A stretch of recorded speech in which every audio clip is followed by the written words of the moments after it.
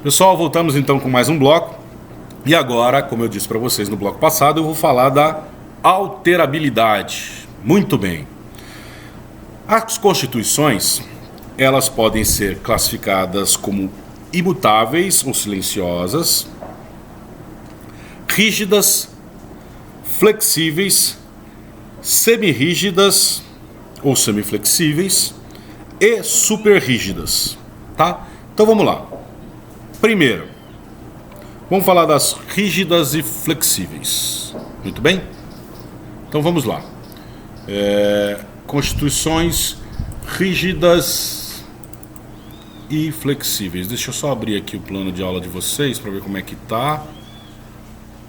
Muito bem. Então vamos lá.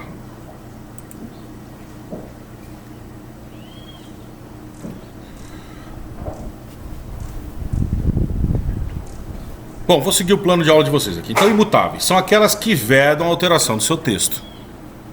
Aquelas que não permitem a alteração do seu texto. Como é que você faz a alteração, então? Edifica uma nova Constituição.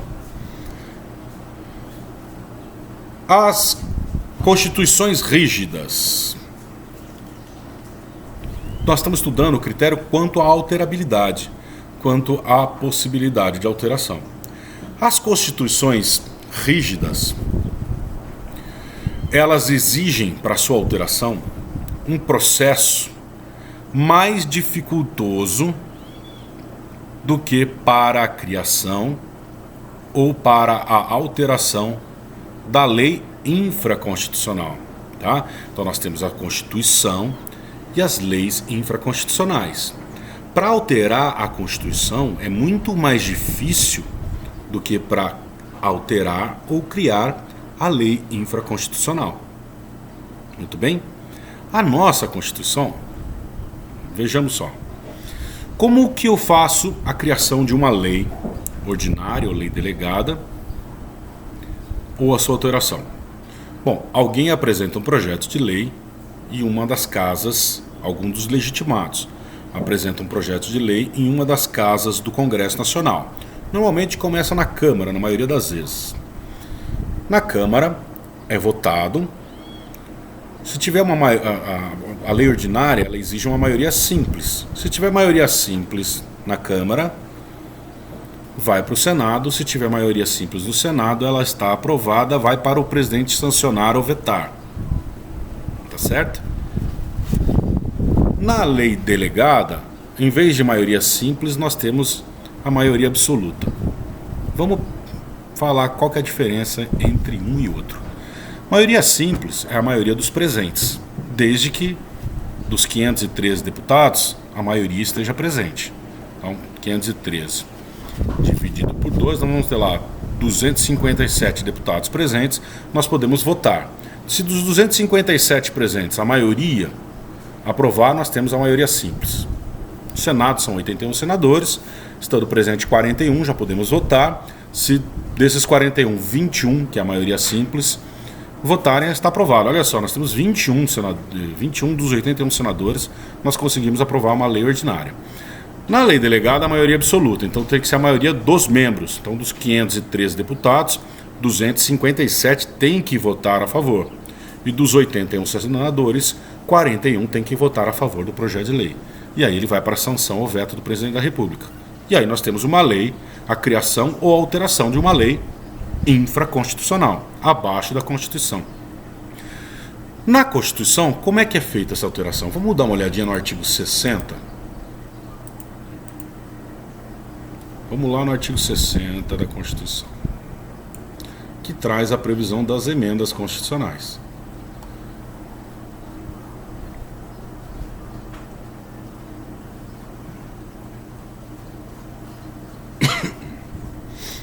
Olha lá.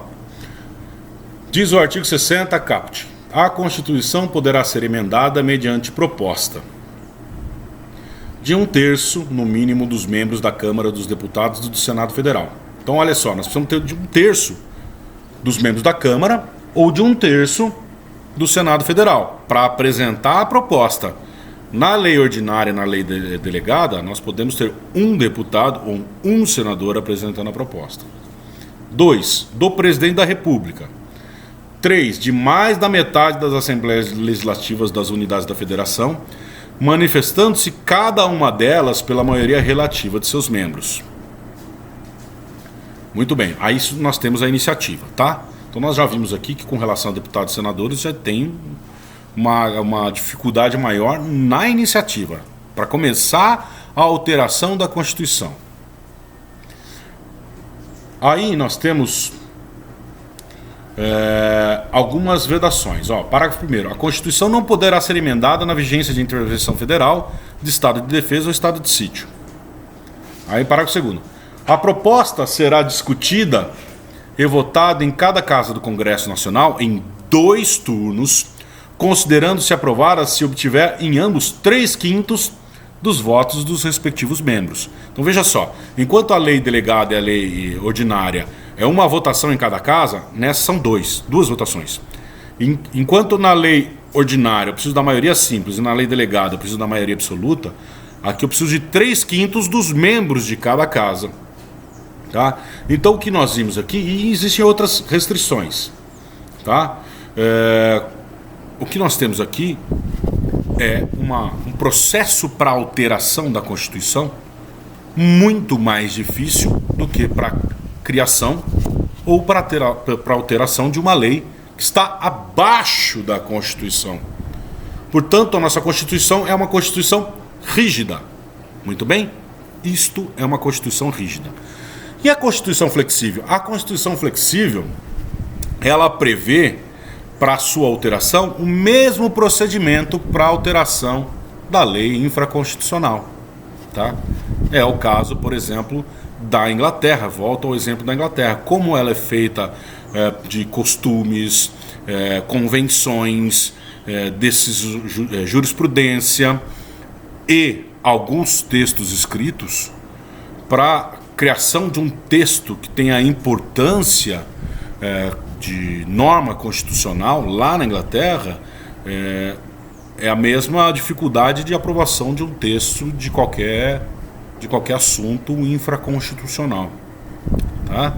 Então lá eles têm uma Constituição flexível que permite uma alteração mais fácil. Bom, além da Constituição rígida e da flexível e da imutável, que eu já falei para vocês, nós temos a semirrígida ou semiflexível.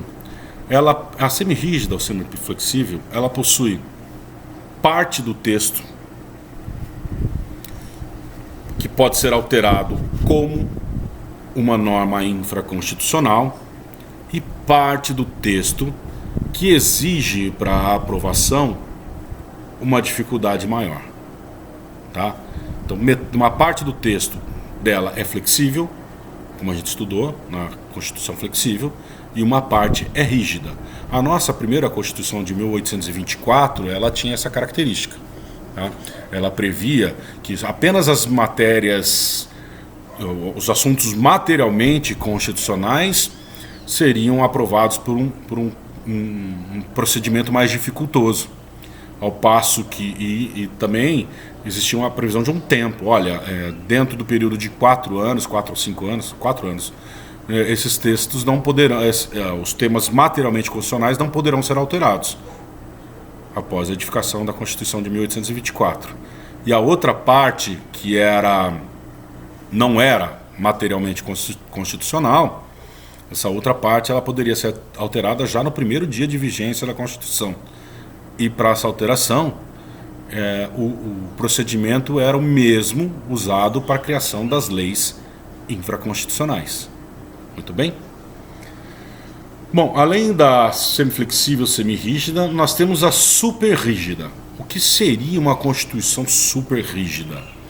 A Constituição superrígida seria aquela Constituição que é rígida para essa alteração, mas existe uma parte dela que é imutável, que não pode ser alterada. Tá? O Alexandre de Moraes, ele classifica a nossa Constituição atual, a Constituição de 1988, como uma Constituição super rígida. Por quê? porque ele diz que nós temos as famosas cláusulas pétreas, que são aquelas disposições que não podem ser alteradas. Mas não é bem assim, tá? Vamos ver aqui, vamos voltar lá no artigo 60, ó. O artigo 60, que trata do processo de emenda, portanto de alteração da Constituição, ele diz o seguinte, lá no seu parágrafo 4º: não será objeto de deliberação a proposta de emenda tendente a abolir a forma federativa de Estado, o voto direto, secreto, universal e periódico, a separação dos poderes, os direitos e garantias individuais. Então, essas são as cláusulas pétreas, tá? As expressas. Há outras que são implícitas, que decorrem da interpretação. Bom, mas com relação às cláusulas pétreas, ele diz o seguinte: esses temas são imutáveis, portanto a nossa Constituição ela não é rígida, ela é super rígida, porque ela tem um núcleo imodificável. Mas não é imodificável. A doutrina e a jurisprudência do STF entendem que é possível a alteração de disposições nesse sentido.